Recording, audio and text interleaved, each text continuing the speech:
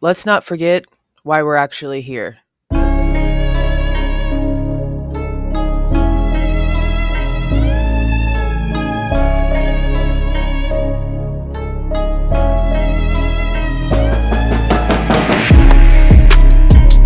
Hey guys, this is Jules with True Crime Reactions.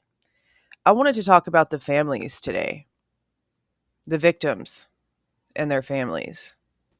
We talk a lot about court and what's going on with Bryan Kohberger, simply because a lot of it doesn't make sense.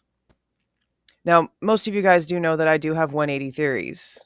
There's a possibility that he is this insane mastermind that played an extremely long game and found a way to do things that he thinks he can get away with.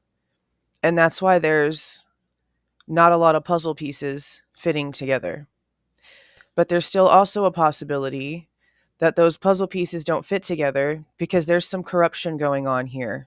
Because a lot of things just don't make sense. And one of the main ones is him not having any connections to the victims, according to the defense, anyway. But the victims are the reason why we all got into this case to begin with.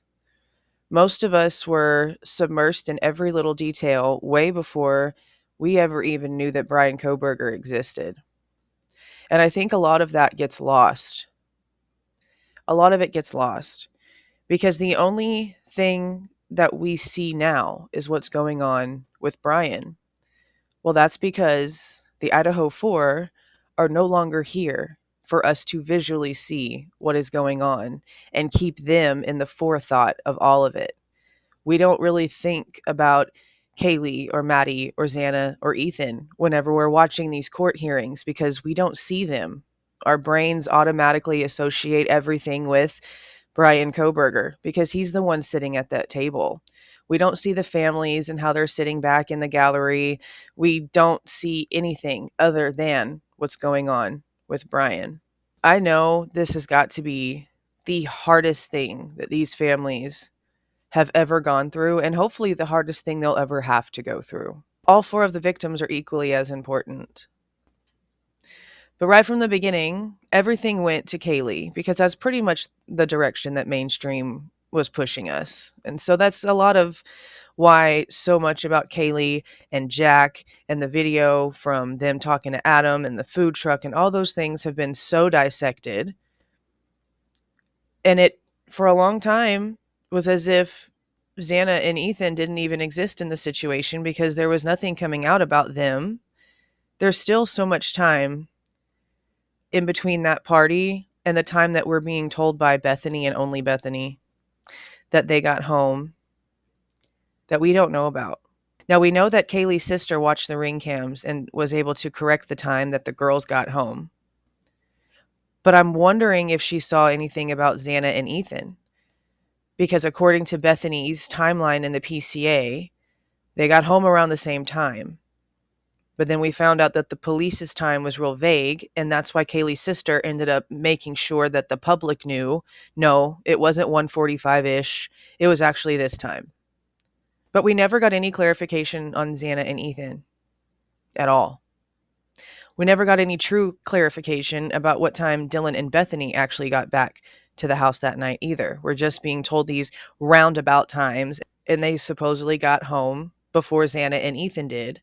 And we're kind of being told Xana and Ethan got home pretty much before Kaylee and Maddie. At least that's the way that the PCA is putting it. Now, I know that Ethan's family are staying out of it as much as they can. I know we all grieve differently and we all handle things differently, but I couldn't fathom sending my other children back to the same place where my other child, where their life was just taken. Because I do wonder what kind of emotional toll it's taking on Ethan's brother and sister, because he's a triplet. So I just don't know if going back to the same school was the best move for them mental health wise, grieving wise, closure wise, I guess. But then again, that's just me. That could be exactly what they needed to be able to sort of feel normal again, was to go back to what was normal before, And then we still don't hear a lot of anything about Xana's family either. She did have a sister that went to WSU that walked the same campus as Bryan. And that was one of the first things that bothered me was that, he was a TA at WSU where Jasmine went to school. Xana's sister went to school. And the person that was responsible, or the person that they claim is responsible for taking Xana's life, was just allowed to walk the same campus as her sister for who knows how long after they had his name. And was actually watching him, if they were. That whole situation too is just so strange.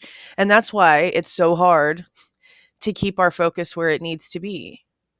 And it's not like the want for real justice goes away. But we get so focused on trying to figure out if they really have the right guy that we forget to talk about what's important. And what's important are the 4 victims and their families and what they're dealing with. Now, I know they were all looking forward to trial. They wanted to get this done and over with, I'm sure. I can't even imagine the way they feel now that all of this has been put on hold. Because it's not just the courts that's put on hold. For these families, it's their grieving that is now put on hold. Now, as a parent, I can imagine you never heal from that. I know my grandmother never did. Ever. But there's still ways that you can sort of try to move on enough to function. And I mean, it seems like the Chapins are doing a pretty good job of that with the way that they're handling it. The Goncalveses are keeping themselves so involved in it that I don't even think that they've had a chance to really step back and understand the gravity of it. I mean, I know like with Dylan Rounds' mom, she's never really been able to grieve because she's never been able to put Dylan's body to rest. And even now that, James Brenner is facing charges, they still don't have him to say goodbye to. Well, this is the same sort of mix of a situation. You just kind of flop a couple of details. These 4 families have been able to say goodbye to their loved one, but now the person that took them away from them is still not sentenced. The truth has not been sealed with the gavel slam. And they're going to have to go to court and deal with listening to these details and deal with having to have new information come out, and not just legally, but, here on YouTube and on the internet. That's just years and years, because this is going to go on for years. If this ends up going to actual trial, if some magic doesn't happen that turns this entire thing around and, all the things, then this is going to go on for years. And that's years that these families have to deal with this stuff still. See, once all the court stuff's over and the sentencing is done, they don't have to go to courtrooms. They don't have to worry about scheduling life around court dates and meeting with lawyers and talking to the state and trying to get information. Right now, that's all their lives are revolving around. Maddie's father, I imagine this is extremely difficult for, because she was his only child. I feel so horrible for Maddie's father. I can't even imagine how lost he must feel. Which, we don't need to be in their business at all. But they still don't need to be forgotten. And that happens in all of these cases. It really does. And I've talked about it before. Everything gets so focused on the criminal and the crime that we forget about the victims, and that's really a not fair situation.